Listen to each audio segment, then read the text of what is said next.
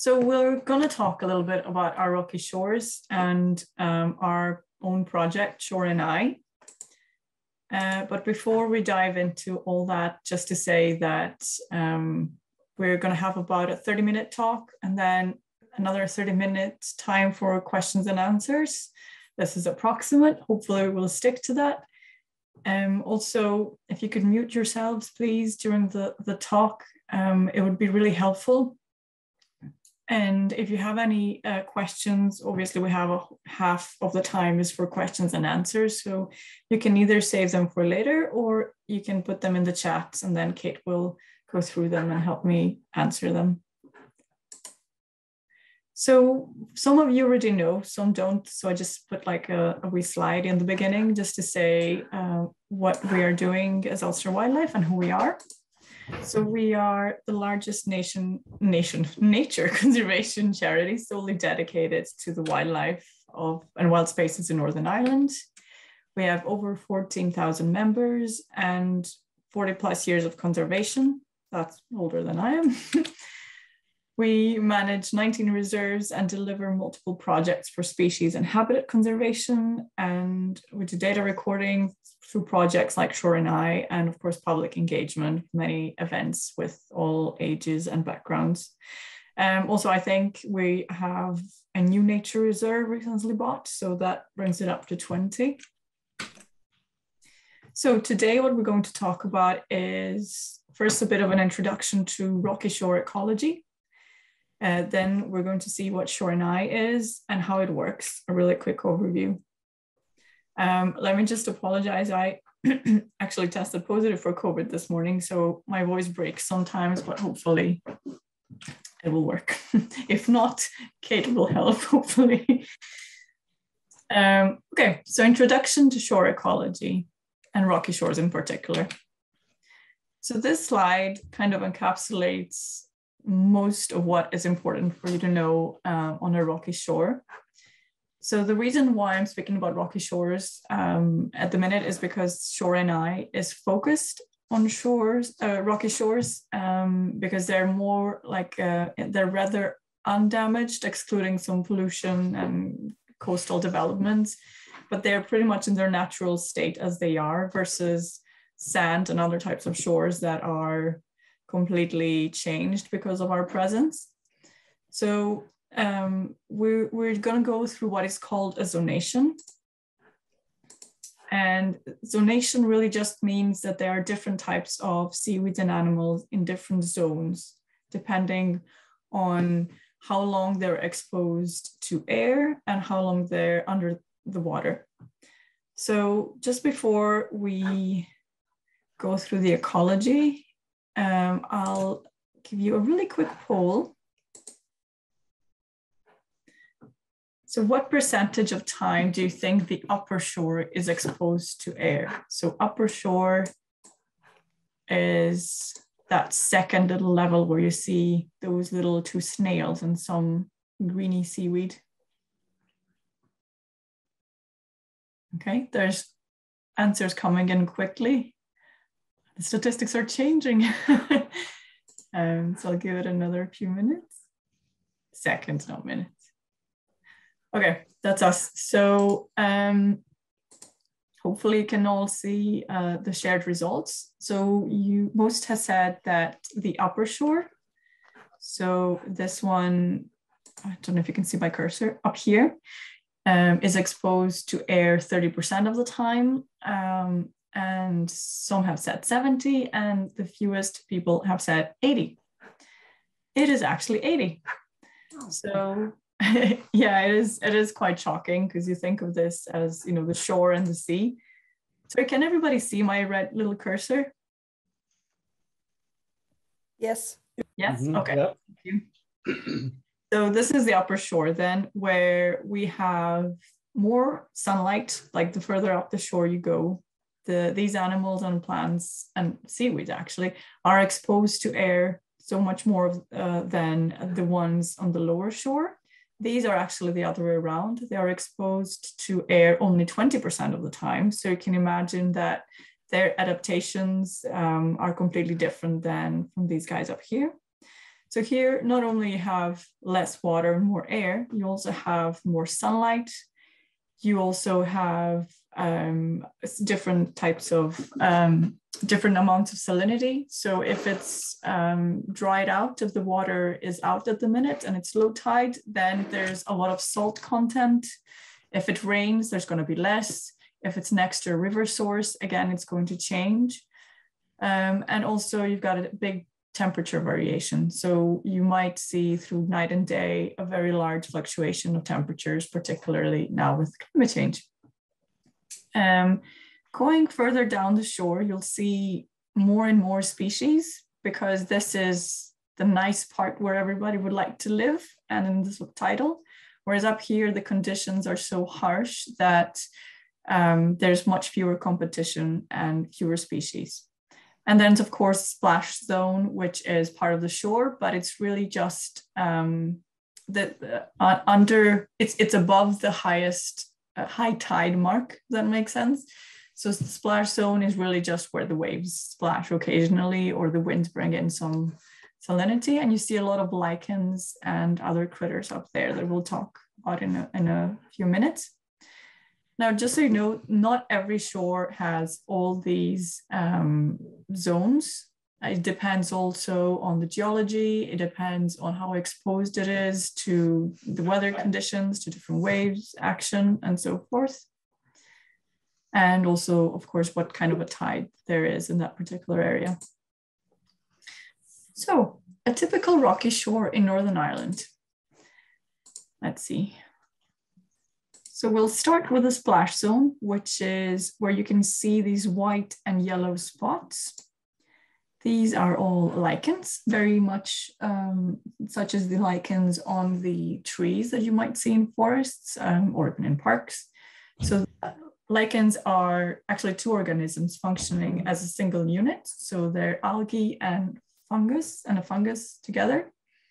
And almost always you'll see these yellow ones, sometimes sea ivory and crab eye lichen. So more of species, of course, but these are the most common ones.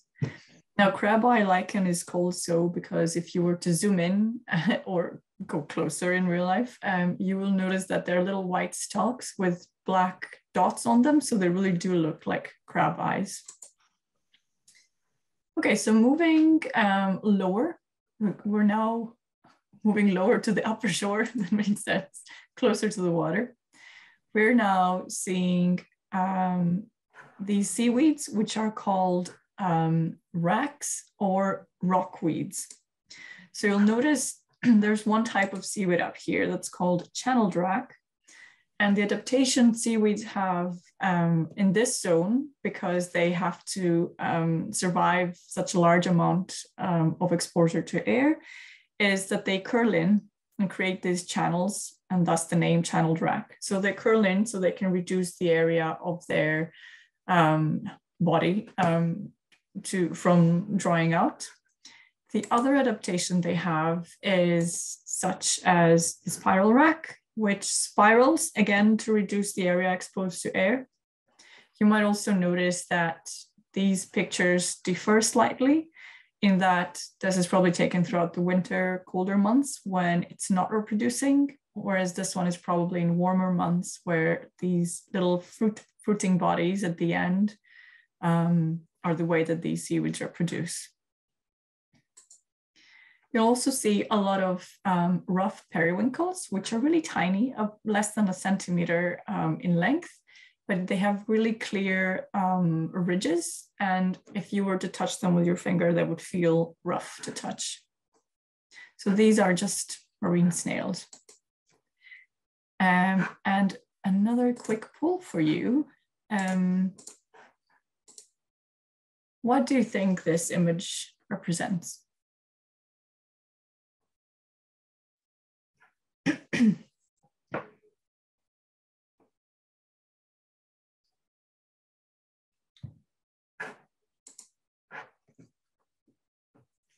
Okay, so share the results.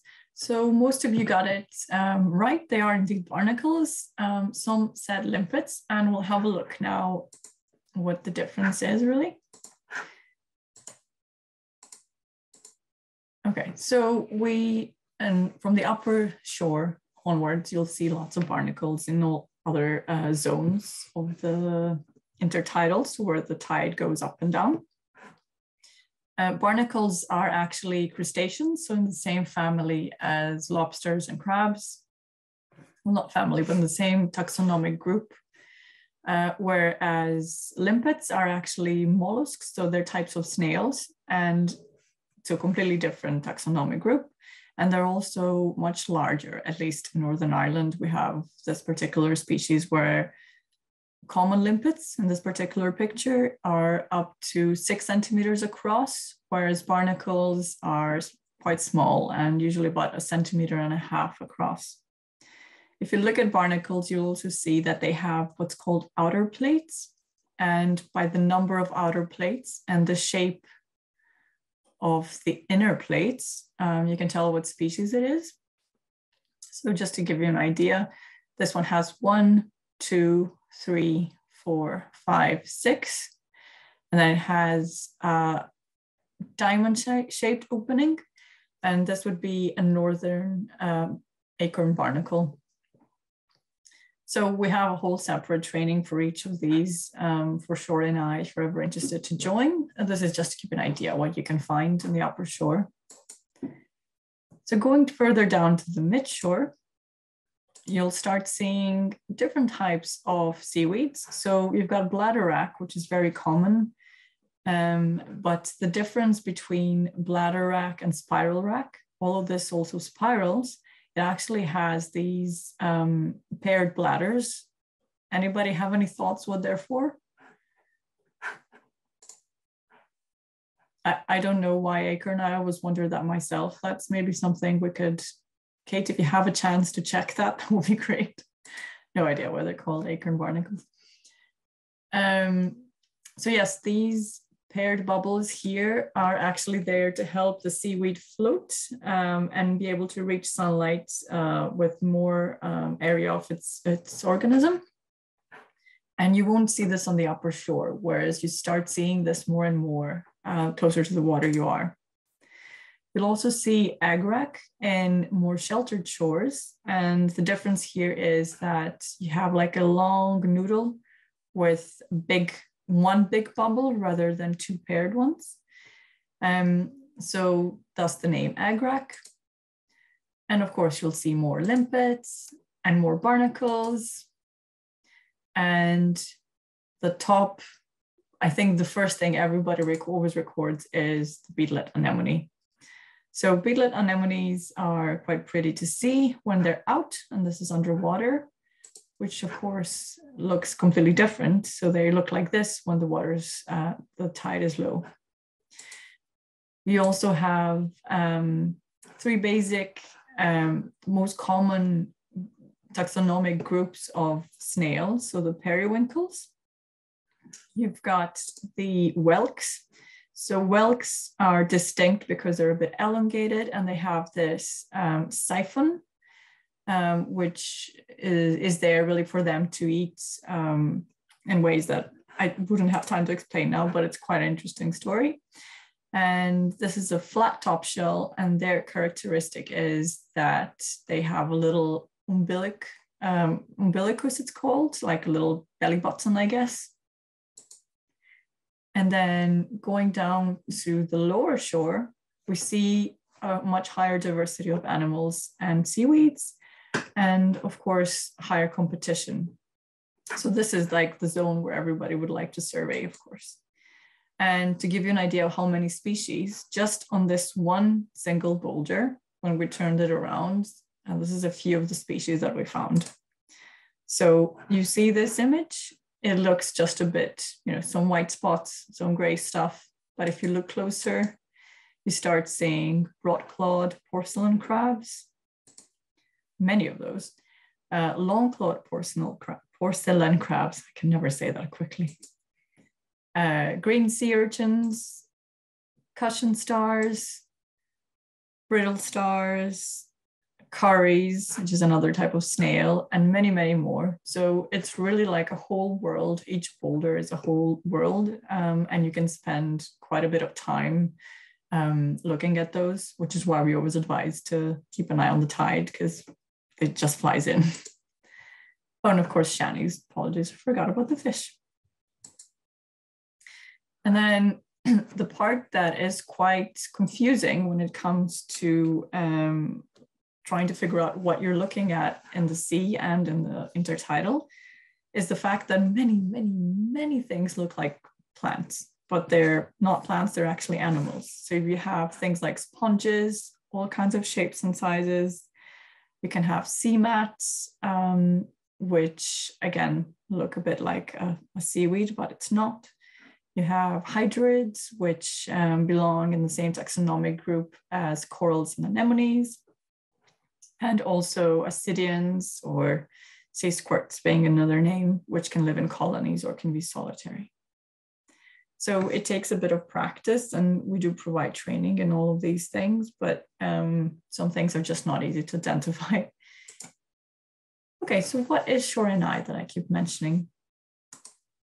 So ShoreNI is really here to help. It's an intertidal citizen science survey, first of all. So we focus on rocky shores because they're mostly undamaged and in a natural state. And it's one of the very few habitats out there that actually is in such a good state.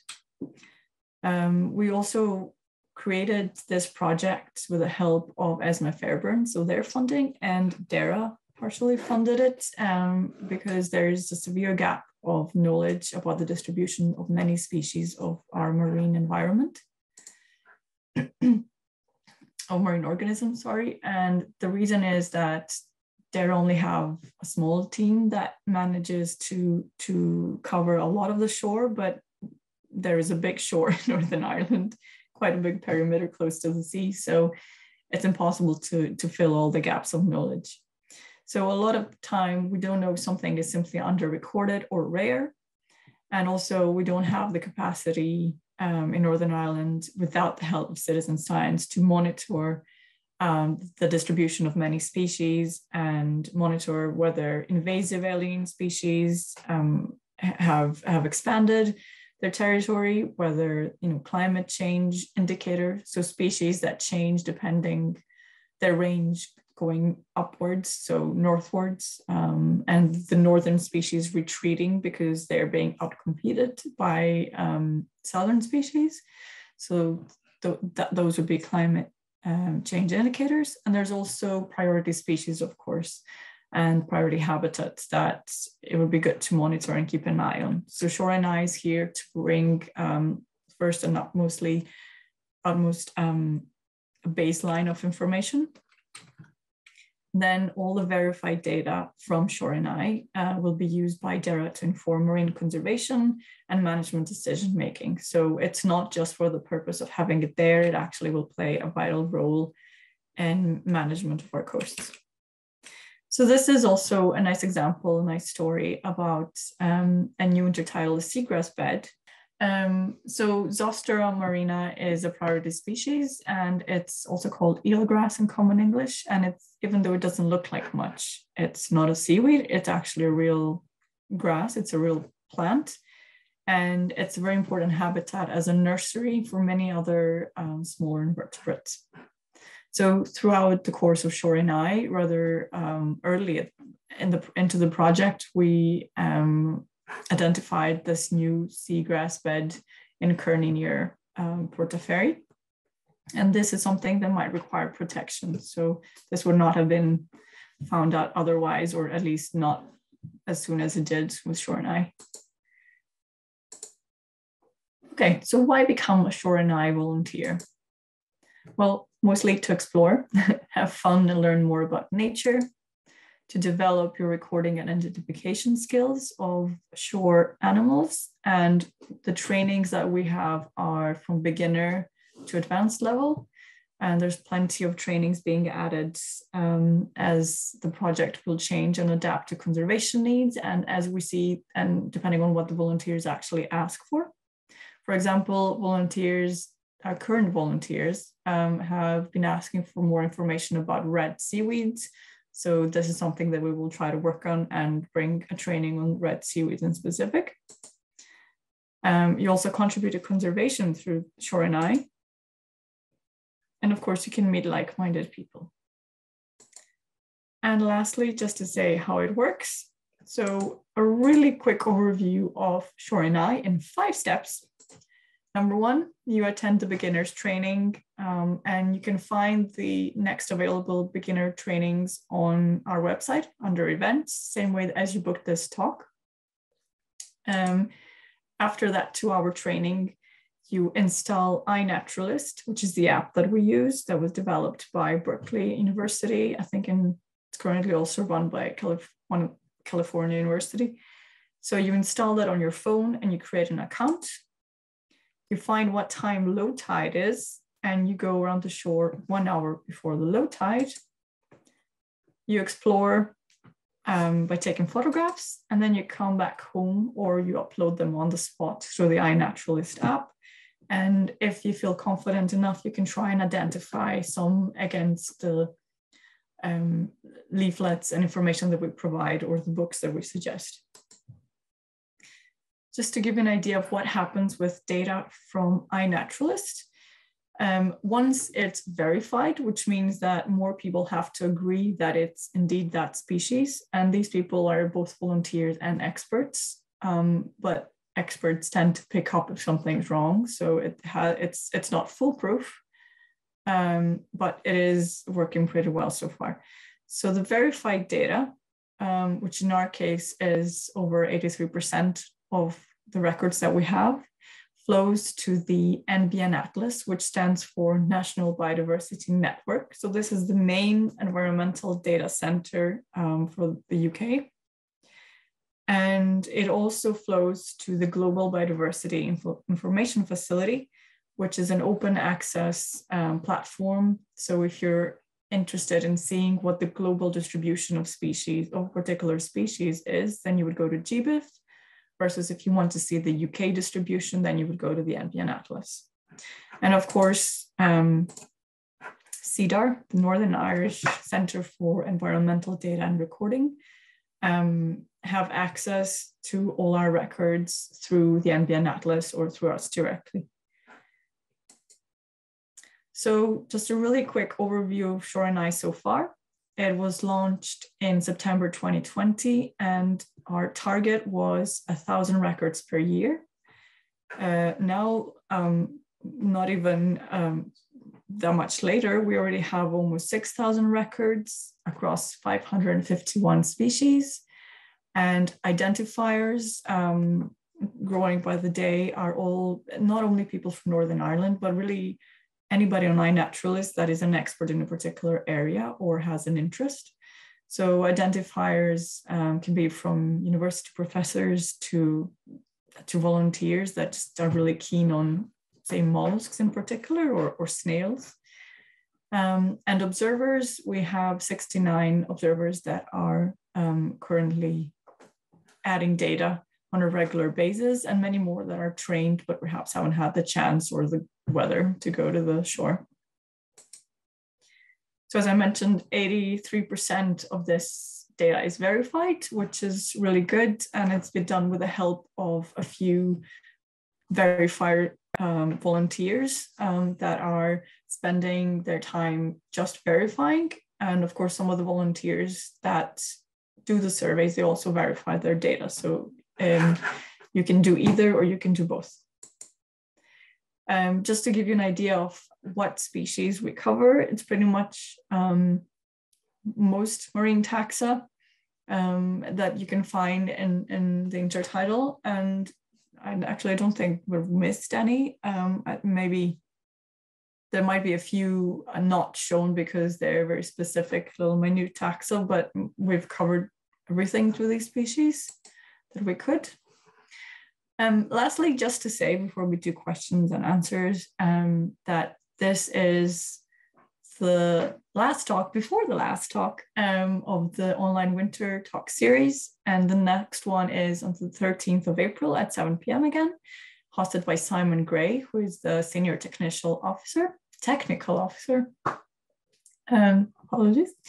So that would be on wildlife of our peatlands, birds, botany, and beasts. So Simon has a really lovely way of presenting. So I really do recommend that you visit that talk. You can also book that on our events page. And just also to say, for those of you that are members, we are very grateful that you've been supporting us through COVID and Brexit and all kinds of issues. And we would not be here without you. And for those of you that would like to get involved, becoming a member can be done online, and it's a few pounds. I think I was donating £3 as a family pack. So it can be as little or as much as you want. And you can also volunteer with us, follow us on social media, or if you already are a member, you can join the Ulster Wildlife Members Group on Facebook with which has a bit of extra content than the other social media. So that's it from me. If you have any questions, now's a good time to ask.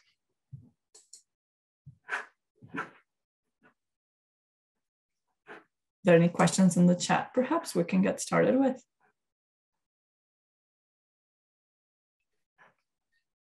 I didn't quite. Oh, sorry.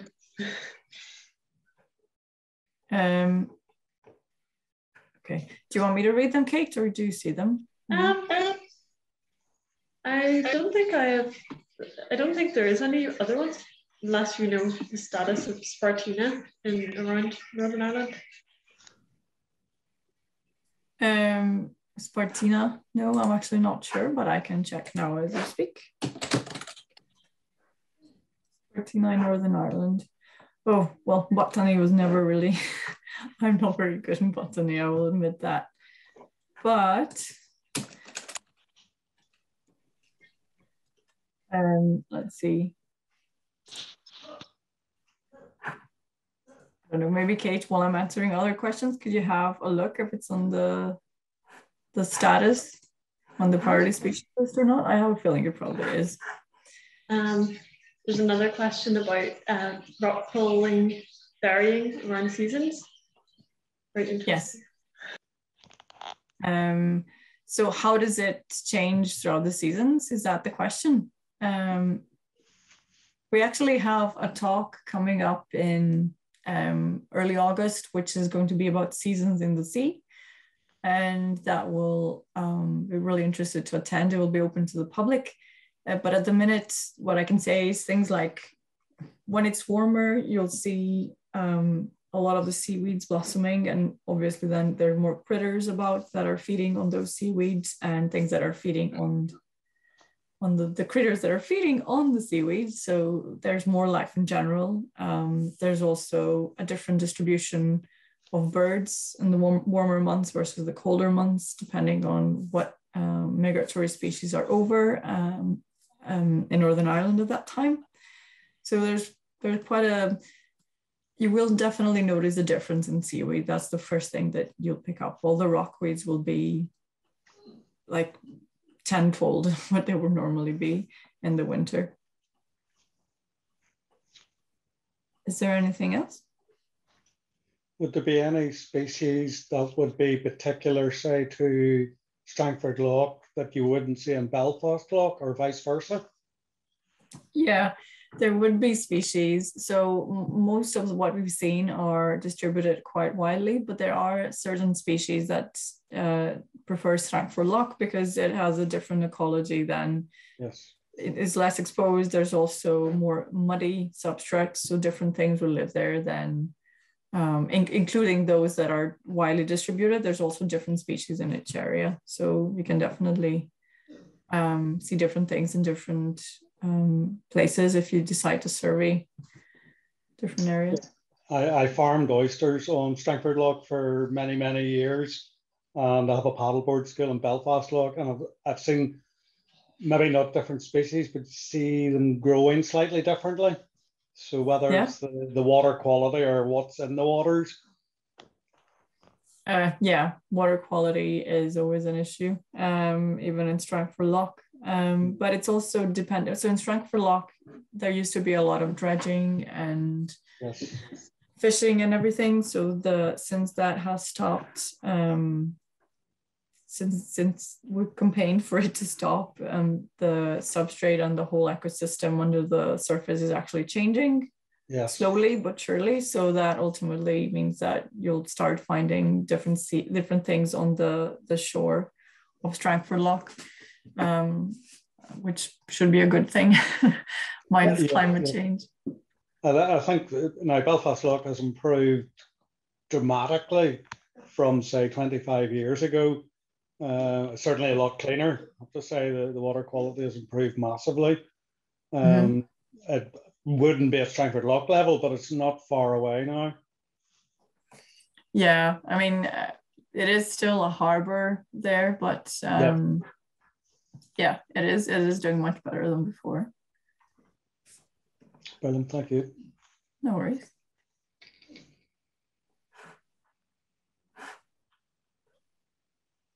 Okay, would you mind? I've got a bit too many windows open.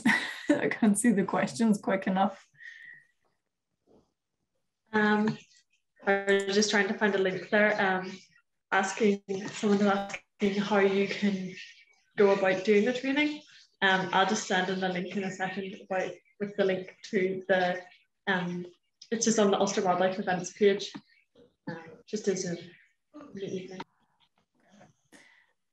So yeah, you can join online. I'm hoping that we'll be able to organize at least one, if not two, in-person trainings this spring/summer. But if that fails, we always have the online option, which it's the same training. It's just that the survey would not be on the same day, but it would be, say, a week or two afterwards on a weekend.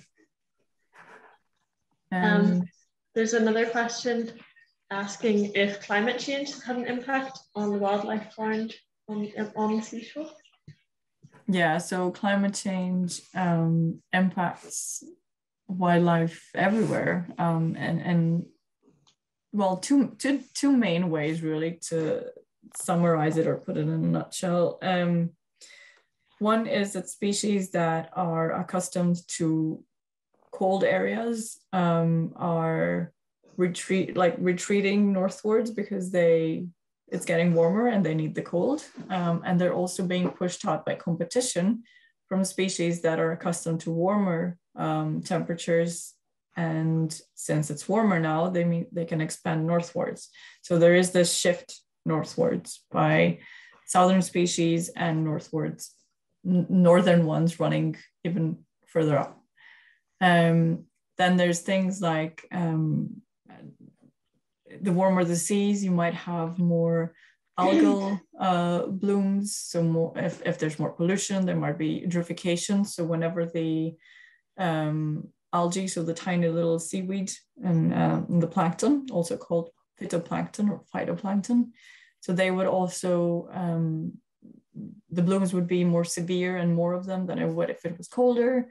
There's also, the ecosystem basically changes. So climate change has many different things that it can do on the intertidal, but also on the subtidal, such as change the chemistry of the water through a process called acidification, which does just that. The water becomes more acidic.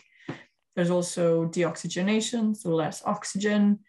So many different things, really. It's not a pretty story, I'm afraid. And it gives rise to, say, invasive species, which are those non-native species that compete with local ones and expand really fast, affecting the local ones and sometimes our economy. So climate change can help them distribute even faster if they are warm, coming from a warmer area. So that was sort of in a nutshell. Hopefully that helped.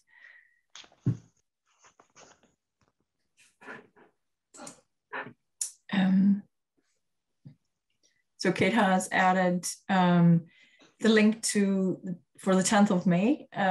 That's the next beginners training. But if there's a lot of interest, we can always book another one. So you can let us know at Living Seas at ulsterwildlife.org.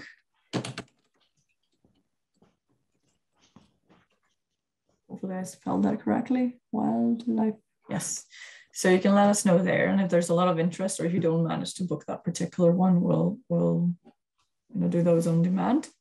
Or if anybody has an idea or a specific group, say if you're an outdoor swimmer and the whole group that you're swimming with would like a training, we can also arrange perhaps something in person. So please feel free to get in touch.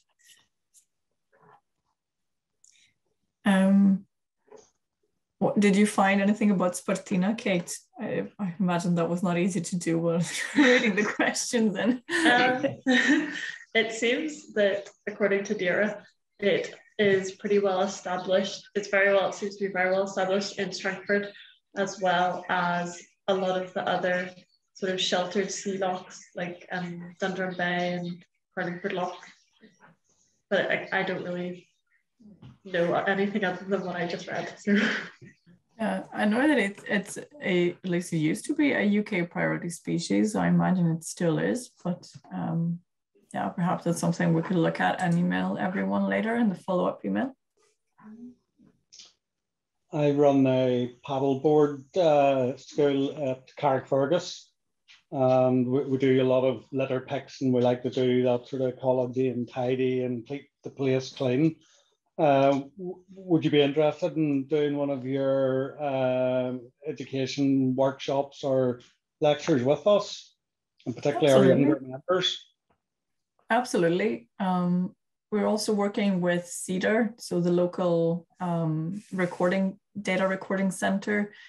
They would like to expand ShoreNI, help us expand ShoreNI and to more, to larger audience, including groups such as yours. So yes, we would definitely be interested.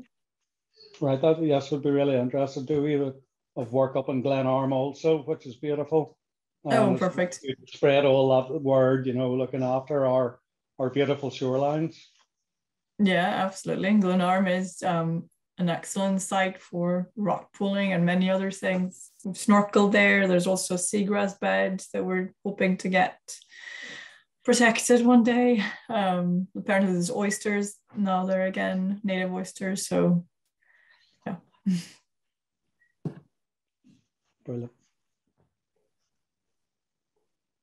Any other thoughts, folks? I feel like maybe I could have talked to you a bit more, and I'm happy to show you iNaturalist online, or how the project looks and a little map of it.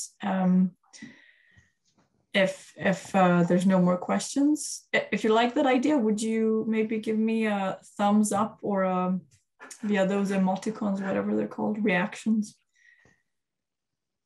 Yeah, okay. Right, so I will share my screen. That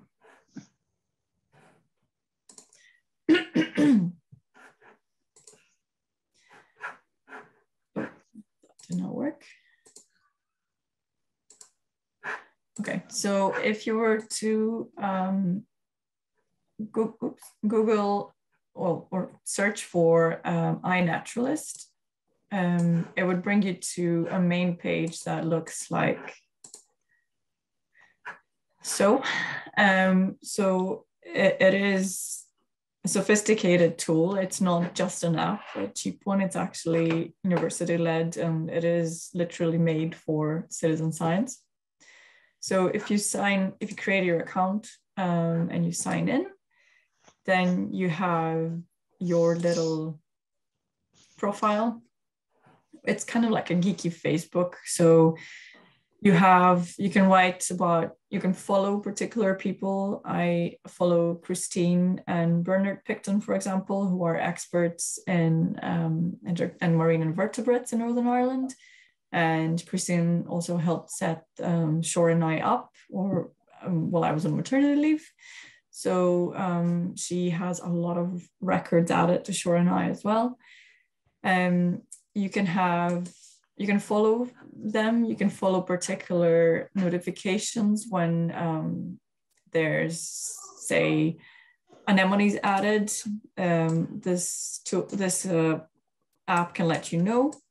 But this is all ShoreNI records. So sorry, I don't know why I'm doing this. This is just my record. So you can play with all these different options either way. You can identify, this shows you how many species you've identified versus what you've recorded, who follows you and so forth.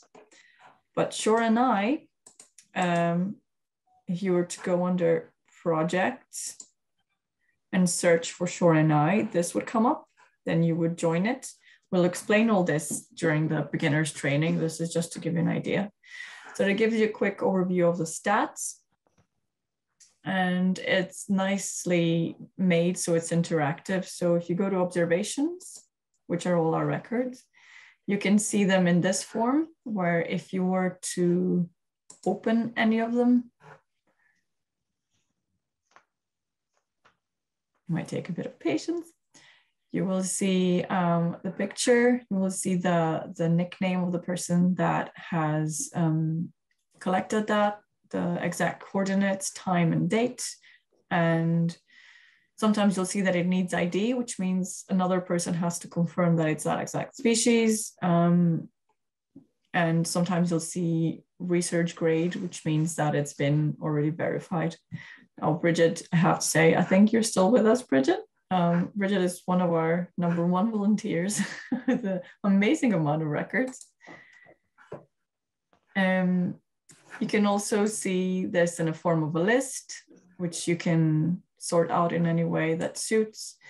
You can export all this data, and you can also see it in the version of a map. So we have quite a lot of records. Obviously, some places, depending on accessibility and how many volunteers live there, have more records than others. And we've also included Donegal coast, just to give some people the opportunity that live, say, in Nova, to join ShoreNI, even if they're further away from the shore. What is also nice about iNaturalist, so this desktop app on your computer is a bit more sophisticated, but you can have a lot of these functions on the phone app as well. So you can see how many of our observations, the percentage that are verified, and those that don't. You can access these directly and rummage through them to see what particular taxonomic groups might need more identification, or might volunteers need more training in. This is the image that I've showed you, what type of taxonomic groups we have covered. This I never quite understood. Kate, maybe you can explain this one. Basically, the two green ones are the number of identifications that agree, and then the little tiny red one is ones that disagree. Okay, thank you. That is quite a nice explanation.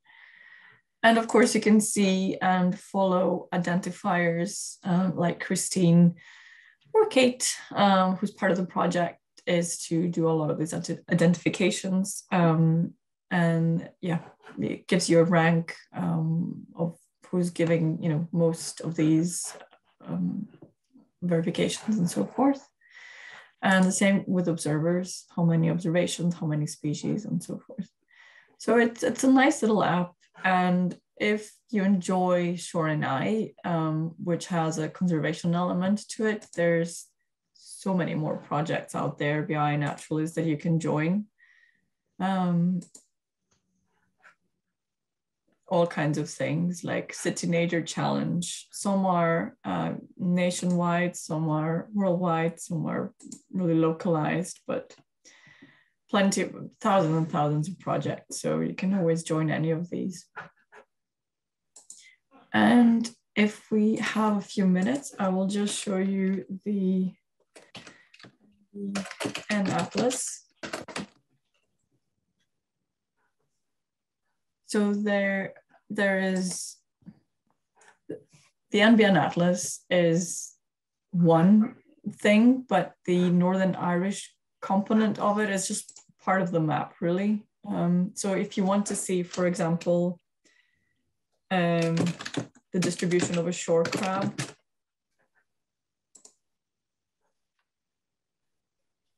then it gives you similar information as iNaturalist does. And you can always go to the interactive map. You can do the same on iNaturalist as well. So if you go to the map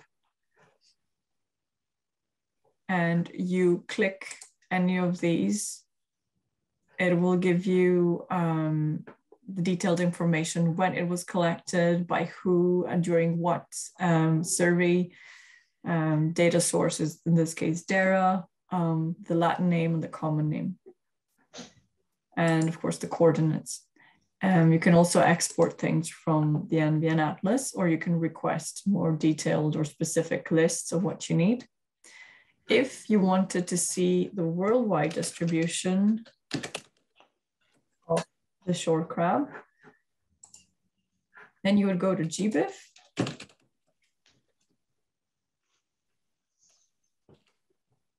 I wonder if it's going to come up with the right thing with the common name.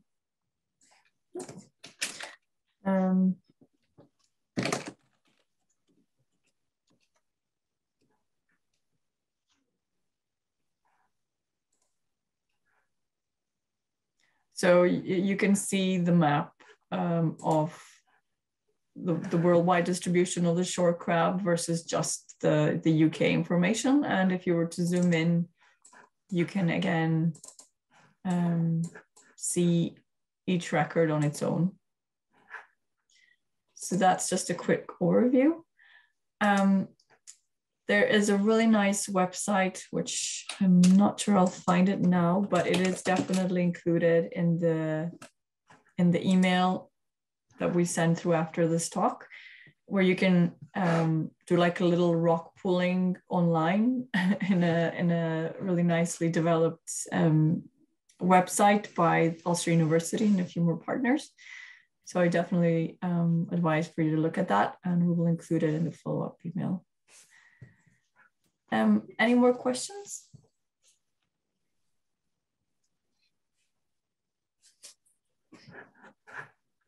Okay. Well, I don't want to keep you any longer than I'm happy to talk about ShoreNI and rocky shore ecology for ages, but if you do decide to join ShoreNI, you'll be seeing my face a lot. So I want to give you a little bit of a break between then and now. But thank you for joining us. If you have any questions, please feel free to email livingseas@ulsterwildlife.org, and Kate or myself will pick it up and hopefully see you on the ShoreNI training. And thanks for your support and joining.